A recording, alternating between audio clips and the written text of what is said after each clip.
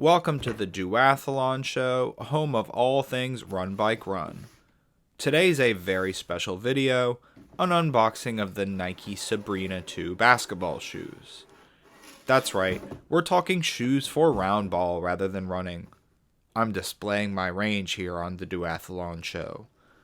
These shoes actually belong to my wife, Elisha. She's a runner too, but today is all about the basketball sneaks.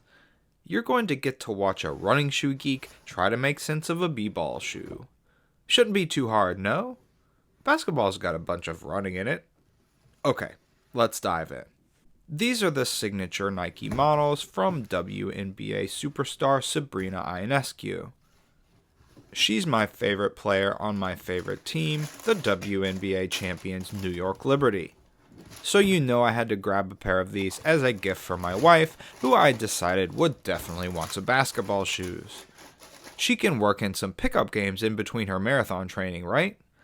Ball is life, after all. As her coach, I think this will work.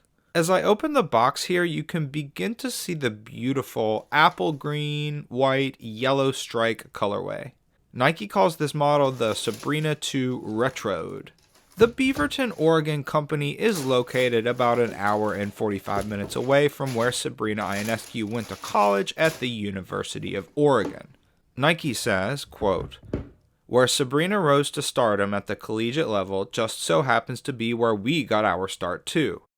A tailwind-esque swoosh design throws it back to the Bill Bowerman days, while a time-honored green and yellow shout out Sabrina's alma mater." Taking a look at the sole, Nike calls this, quote, "a modified herringbone pattern we've dubbed S-Traction, offers amazingly quick changes of direction on a dime." We can see this herringbone pattern, which is an omnidirectional tread pattern anyway, deployed in different directions and formations across the outsole. There's also a Nike swoosh here stylized with an eye for Ionescu. Inside the swoosh you can see and touch a bit of that midsole foam. We'll discuss the foam more later. Taking a look at the upper, Nike says, "Check out the bits of fragments around the swoosh logo, an ode to the proverbial glass ceiling Sabrina continues to break through in the game of basketball.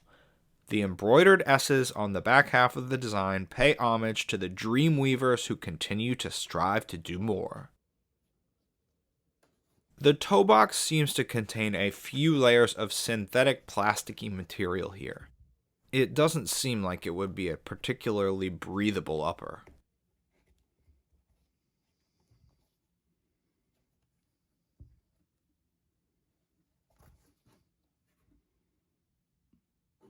On the lateral and medial sides of the upper, you can see these flywire type cables beneath a thin layer of translucent synthetic material. Nike calls this a dynamic internal midfoot containment system with a fit band and stitched cables allows you to control every movement once you lace up. Let's look at the midsole now. We have the Sabrina signature right here, and it says Air Zoom here in the heel, which is funny because the Air Zoom unit is actually located in the forefoot. No idea why they chose not to align them. We have a dual density foam setup here, Nike says. The midsole has two types of foam. Our newest Cushlon foam gives you a plush underfoot sensation, so your feet feel fresh throughout the fourth quarter. A firmer Cushlon foam wraps around it to provide stability. The white foam you see here is the firmer Cushlon carrier foam. The green stuff is the softer internal newest Cushlon, which we saw peeking through a cutout in the outsole and also shows itself on the heel and other places. I'm familiar with Cushlon foam through my Nike Vomero 17s running shoes, which feature Cushlon 3.0, the aforementioned newest Cushlon, as a carrier foam alongside the famous Zoom X. On the heel counter, we have another example of the eye for Ionescu. It's got some bumper cushions on the outside. I presume for comfort and ease of getting the shoe on and off. Otherwise, why put cushions on the outside of a shoe? The heel counter itself is rock solid. A lot of support here.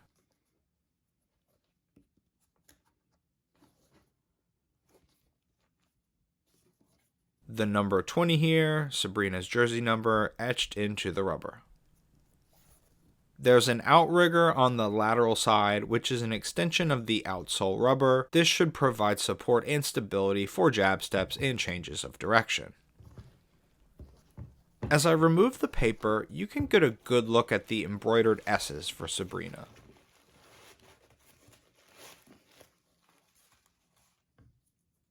And here's the Sabrina S logo on the tongue and insole. The tongue and the heel collar are nicely padded. Now I'm going to try to find out if the insole is removable.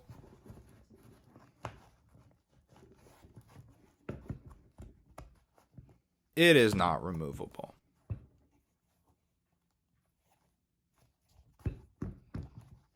The tongue is gusseted, but not very high up on the tongue.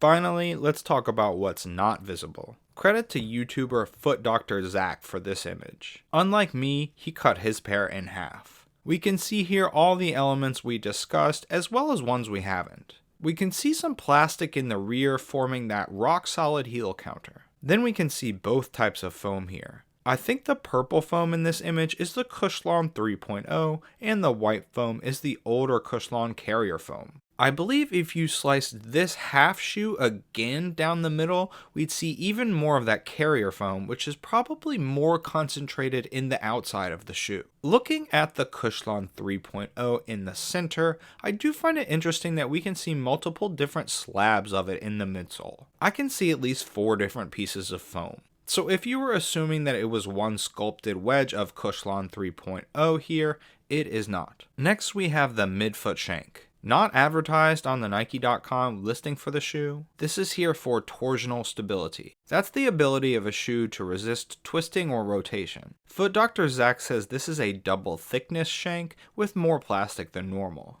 In the forefoot, we have an air zoom unit. It's pretty tiny though compared to the big ol' one in a running shoe like the Alpha Fly 2, but it's here to, quote, give you responsive pop and speed.